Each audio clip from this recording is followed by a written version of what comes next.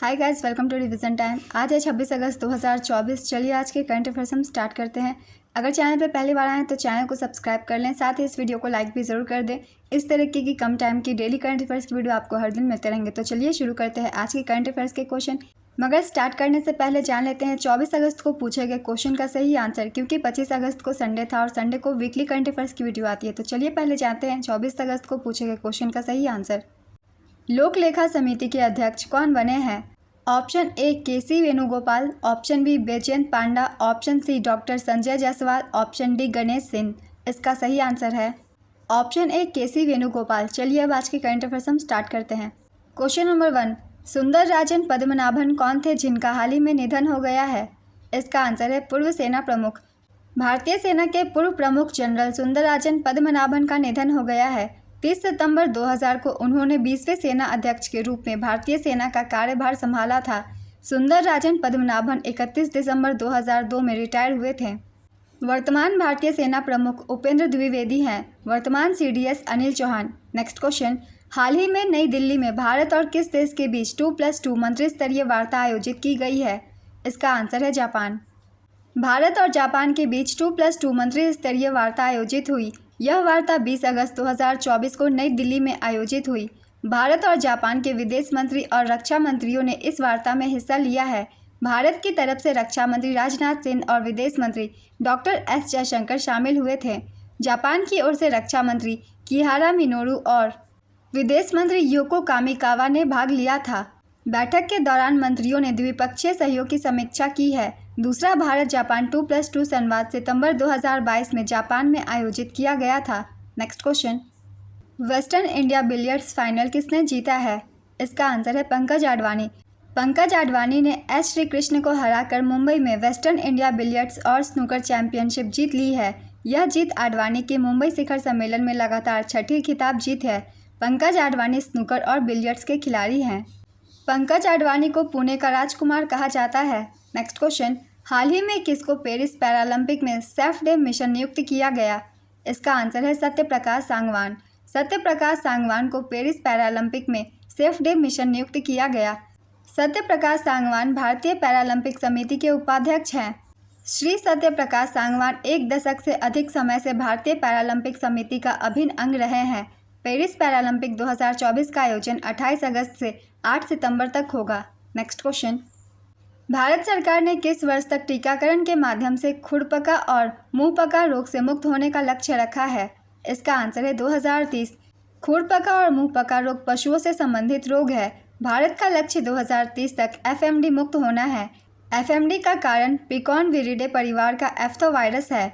इस बीमारी के लक्षण बुखार और जीभ, होठ, मुंह, स्तन ग्रंथियों और खुरों पर छाले, प्रभाव, दूध की पैदावार में कमी, वृद्धि दर में कमी, बांझपन आदि। इस बीमारी को फुट एंड माउथ डिजीज भी कहा जाता है। नेक्स्ट क्वेश्चन, शुद्ध शून्य कार्बन उत्सर्जन का दर्जा प्राप्त करने वाला पहला अंतर्राष्ट्रीय हवाई अड्डा कौन सा बना है? इसका आंसर है इंदिरा गांधी अंतर्राष्ट्रीय हवाई अड्डा। दिल्ली एयरपोर्ट शुद्ध शून्य कार्बन उत्सर्जन का दर्जा पाने वाला पहला एयरपोर्ट बना। दिल्ली का इंदिरा गांधी अंतर्राष्ट्रीय हवाई अड्डा भारत का पहला हवाई अड्डा है जिसे शुद्ध शून्य कार्बन उत्सर्जन का दर्जा मिला है। IGIA का संचालन GMR समूह के नेतृत्व वाली DIAL द्वारा किया जाता है। हवाई अड्डे का प्राधिकरण लक्ष्य 2030 तक शुद्ध शून्य कार्बन उत्सर्जन प्राप्त करना था। कई उपायों के माध्यम से लक्ष्य को निर्धारित समय से पहले ही प्राप्त कर लिया गया है। दिल्ली हवाई अड्डे ने 2024 में लेवल 5 टॉप शुद्ध शून्य उत्सर्जन मान्यता प्राप्त कर ली है। इंदिरा गांधी अंतर्राष्ट्रीय एयरपोर्ट एयरपोर्ट्स काउंसिल इंटरनेशनल की रैंकिंग के अनुसार विश्व का 10वां सबसे व्यस्त एयरपोर्ट है। नेक्स्ट क्वेश्चन, हाल ही में किस खिलाड़ी ने एक ही T20I ओवर में 39 रन बनाकर नया विश्व रिकॉर्ड बनाया? इसका आंसर है डेरियस विसर। डेरियस विसर ने एक ओवर में 39 रन बनाकर नया T20I रिकॉर्ड बनाया। समोआ के बल्लेबाज डेरियस विसर ने एक ही T20I ओवर में 39 रन बनाकर नया विश्व रिकॉर्ड बनाया। 62 गेंदों पर उनके 132 रनों की बदौलत समोआ ने राजधानी अपिया में विश्व cup east Asia Pacific region qualifier में वानुअतु पर 10 रनों से जीत हासिल की। विसर ने तेज गेंदबाज नलिन निपको के एक ओवर में 6 छक्के लगाए, जिसमें 3 नो बॉल भी शामिल थी। नेक्स्ट क्वेश्चन, हाल ही में किसने प्रॉम्प्ट, ट्रिप्स, जल विद्युत, DPR नाम से 3 ऑनलाइन प्लेटफॉर्म लॉन्च किए? इसका आंसर है मनोहर लाल खट्टर। देश के बिजली क्षेत्र की दक्षता, पारदर्शिता और प्रभावशीलता को बढ़ावा देने के लिए 3 नए ऑनलाइन प्लेटफॉर्म प्रॉम्प्ट, ड्रिप्स और जल विद्युत डीपीआर का शुभारंभ किया गया। इसे केंद्रीय ऊर्जा मंत्री मनोहर लाल खट्टर ने लॉन्च किया है। इन पोर्टलों को केंद्रीय विद्युत प्राधिकरण ने विकसित किया है। प्रॉम्प्ट का पूरा नाम है portal for online monitoring of projects thermal. Bharat में निर्माणाधीन थर्मल पावर परियोजनाओं के वास्तविक समय विश्लेषण और ट्रैकिंग की ऑनलाइन सुविधा प्रदान करेगा। इससे उस मुद्दे की शीघ्र पहचान और समाधान होने की उम्मीद है जिसके कारण ताप विद्युत संयंत्रों के निर्माण में देरी होती है। अब जानते हैं ड्रिप्स के बारे में। ड्रिप्स का पूरा नाम है disaster resource inventory for power sector.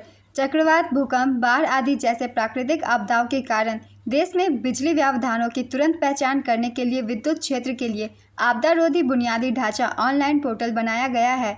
अब जानते हैं जल विद्युत डीपीआर। जल विद्युत और पंप भंडारण परियोजनाओं के सर्वेक्षण एवं जांच गतिविधियों की निगरानी इसके द्वारा की जाएगी। देश के विभिन्न हिस्सों में निर्माणाधीन जल विद्युत पंप भंडारण परियोजनाओं की स्थिति प्रदान करेगी। नेक्स्ट क्वेश्चन, हाल ही में किस ब्रांड को दुनिया के सबसे मजबूत डेयरी ब्रांड का दर्जा दिया गया? इसका आंसर है अमूल भारत। अमूल को दुनिया का सबसे मजबूत डेयरी ब्रांड का दर्जा मिला। ब्रांड फाइनेंस की global food and drinks report 2024 में अमूल को दुनिया का सबसे मजबूत फूड ब्रांड बताया गया है। अमूल का ब्रांड स्ट्रेंथ इंडेक्स स्कोर 91 है और ब्रांड वैल्यू $3.3 बिलियन है। अमूल ने 2023 से ब्रांड वैल्यू में 11% की बढ़ोतरी हासिल की। कंपनी भारत के दूध बाजार का 75%, मक्खन बाजार का 85% और पनीर बाजार का 66% नियंत्रित करती है। अमूल की स्थापना 1946 में की गई थी। इसका मुख्यालय आनंद, गुजरात में है और वर्तमान एमडी जयंत मेहता है। नेक्स्ट क्वेश्चन, 21 अगस्त 2024 को प्रधानमंत्री नरेंद्र मोदी किस देश की 3 दिवसीय यात्रा पर गए? इसका आंसर है यूक्रेन और पोलैंड। 21 अगस्त 2024 को प्रधानमंत्री मोदी पोलैंड और यूक्रेन की 3 दिवसीय यात्रा पर गए। उन्होंने अपने पोलिश समकक्ष डोनाल्ड टस्क के साथ वार्ता किया।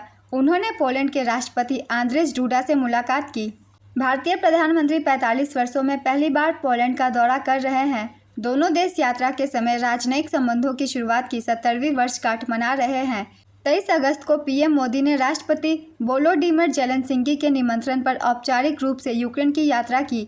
राजनयिक संबंध स्थापित होने के लगभग 30 वर्षों में यह किसी भारतीय प्रधानमंत्री की यूक्रेन की पहली यात्रा है। नेक्स्ट क्वेश्चन, हाल ही में कितने भूवैज्ञानिकों को 2023 के लिए राष्ट्रीय भूविज्ञान पुरस्कार प्रदान किया गया? इसका आंसर है 21। राष्ट्रपति द्रौपदी मुर्मू ने 21 भूवैज्ञानिकों को राष्ट्रीय भूविज्ञान पुरस्कार प्रदान किए। ये पुरस्कार भूविज्ञान, खनिज अन्वेषण और प्राकृतिक जोखिम जांच में प्रदान किए गए। प्रोफेसर धीरज मोहन बनर्जी को फॉस्फोराइड्स, आइसोटॉप भूविज्ञान और कार्बनिक भू रसायन विज्ञान के क्षेत्र में उनके काम के लिए लाइफ टाइम अचीवमेंट अवार्ड मिला। राष्ट्रीय भूविज्ञान पुरस्कार साल 1966 में भारत सरकार के खान मंत्रालय की ओर से शुरू किया गया था। नेक्स्ट क्वेश्चन, हाल ही में भारत ने किस देश के साथ ग्रीन अमोनिया एक्सपोर्ट एग्रीमेंट किया है? इसका आंसर है जापान। जापान ने हाल ही में ग्रीन अमोनिया एक्सपोर्ट एग्रीमेंट पर हस्ताक्षर किए हैं। यह समझौता Sembcorp Industries, Sojitz Corporation, Kyushu Electric Power Company और एनवाईके लाइन के बीच हुआ। नेक्स्ट क्वेश्चन, हाल ही में भारत और किस देश ने 1000 सिविल सेवा अधिकारियों के प्रशिक्षण के लिए समझौता किया है?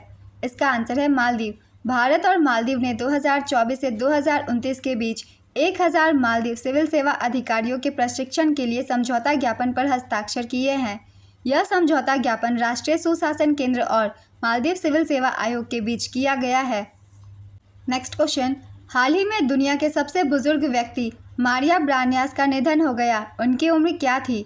इसका आंसर है 117 वर्ष।